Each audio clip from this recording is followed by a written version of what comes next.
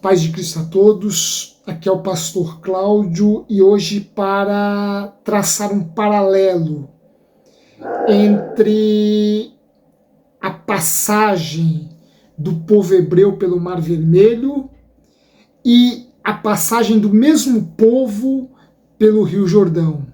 Ambas as passagens lideradas por personagens distintas, por homens distintos. De um lado Moisés, de outro Josué.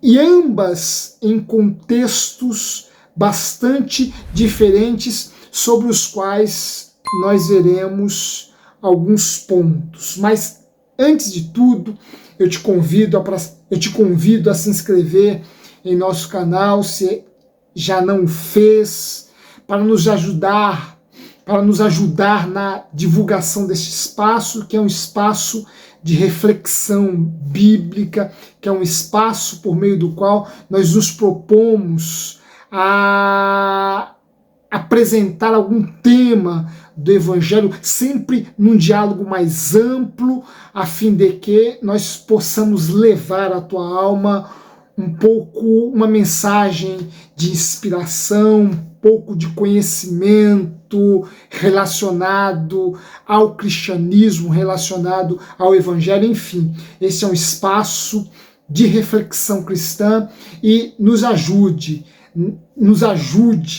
a fim de que nós possamos levá-lo a um número cada vez maior de pessoas. Bem, o texto que eu escolhi para refletir com vocês hoje está no primeiro capítulo do livro de Josué. Neste capítulo, Deus aparece a Josué e o encoraja, e o convoca a ficar em pé e liderar o povo hebreu para atravessar o Rio Jordão e alcançar Canaã, a terra prometida. Canaã, que representava ao povo hebreu sua soberania política, sua soberania religiosa, sua soberania estatal. Canaã, que representava ao povo hebreu sua delimitação geográfica, sua delimitação no espaço, representava o repouso, representava a estabilidade, o descanso após 40 anos peregrinando no deserto. Moisés agora está morto. Moisés agora descansa nos braços do Altíssimo. E Josué é, portanto, convidado por Deus a assumir o lugar de Moisés e conduzir o povo até Canaã, atravessando o Rio Jordão. Coloca-te em pé, Josué, porque tu conduzirás este povo pelo Rio Jordão até chegar à terra prometida, até chegar a Canaã. Entretanto, se por um lado esse fato, cruzar o mar, cruzar um rio, atravessar águas de forma miraculosa, já não era uma grande novidade na história do povo hebreu, haja vista Israel ter cruzado, liderado por Moisés, pelo Mar Vermelho, fugindo de Faraó. Entretanto, o contexto no qual agora Josué se vê diante desse mesmo desafio é um tanto quanto diferente do contexto no qual a passagem pelo Mar Vermelho se deu. Ora, quando Moisés conduz o povo a atravessar o Mar Vermelho, ele, Moisés, trazia consigo algumas experiências, alguns prodígios, alguns sinais que lhe encorajaram àquela travessia. Ora, a própria chamada de Moisés se deu em volta, num contexto de prodígios e sinais. Deus aparece a Moisés no meio de uma sarça que ardia e não se consumia, que queimava sem se acabar. Deus fala com Moisés por meio da sarça. Deus diz a Moisés: coloca a tua mão sobre o teu manto. Moisés coloca, e ao tirá-la, a sua mão está tomada de lepra. Deus diz novamente: coloca tua mão dentro do teu manto, e ao tirá-la, a sua mão estava curada, com uma pele tão perfeita como a pele de uma criança, como a pele de um menino. Deus diz a Moisés: lança o teu cajado no chão. Ao lançar o cajado, se fez cobra, se tornou uma serpente. Depois, Moisés a toma e novamente a serpente se torna em seu cajado. Como se não bastassem estes sinais em sua vocação, outros tantos viriam diante da corte de Faraó. Outros tantos sinais marcariam o ministério de Moisés, marcariam a vocação de Moisés, de modo que agora, diante do Mar Vermelho, ele trazia consigo inúmeras referências que corroboravam, fortaleciam a sua fé.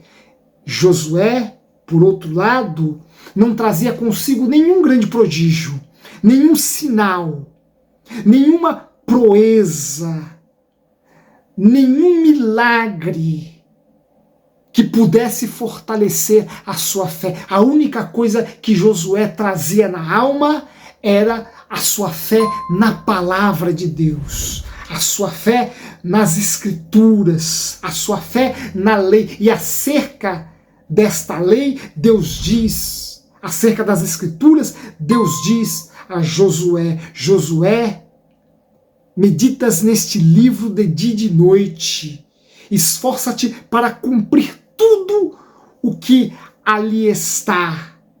Não te apartes dele, Josué.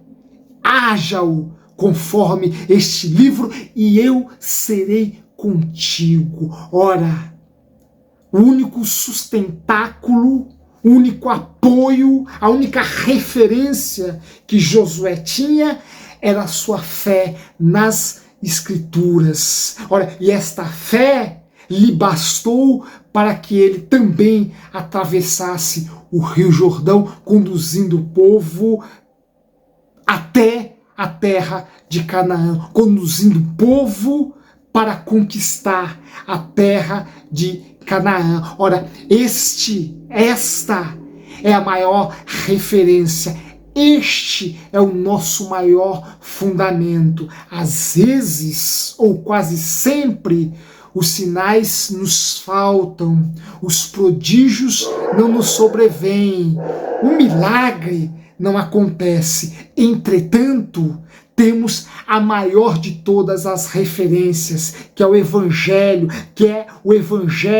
do Cristo que nos fora entregue, que nos fora dado.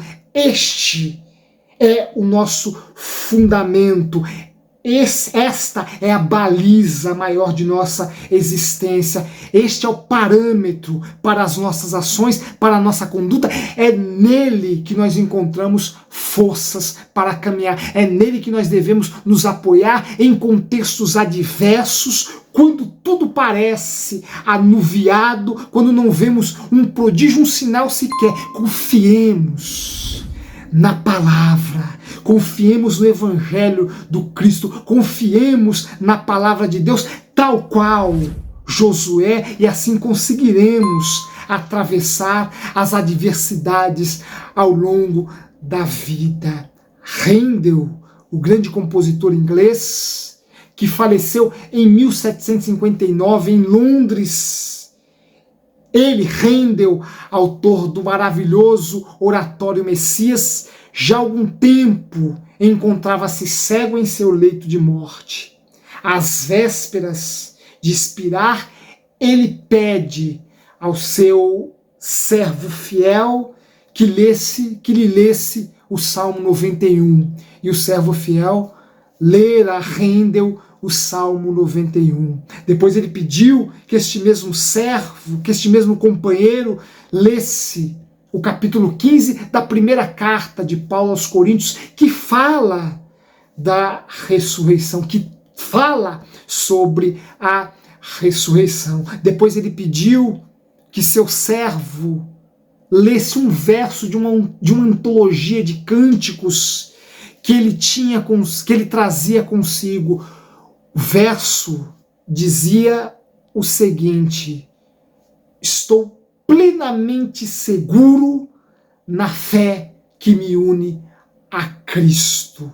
Tenho plena segurança na fé que me une a Cristo. Em seguida, ele, Handel, olha para o céu e diz: Senhor, receba o meu espírito. E expirou. Seu corpo foi sepultado na abadia de Westminster. E sobre a sua sepultura foi esculpida a sua estátua, na qual Handel é colocado diante de um órgão, trazendo consigo, trazendo em suas mãos uma partitura musical. E na partitura musical, na mão de Handel, encontra-se o seguinte verso pertencente, que está registrado no livro de Jó: porque eu sei que o meu Redentor vive. Ora, esta é a nossa maior certeza. Este é o nosso maior sinal. Esta é a nossa maior referência. A convicção que temos que o nosso Redentor vive. Basta-nos apenas a certeza deste verso, a certeza desta palavra, a certeza deste escrito, para que nós possamos renovar a nossa esperança e a nossa fé, a fim de que possamos superar as adversidades da vida. Estamos certos que o nosso Redentor vive. Que Deus abençoe a todos e até a próxima.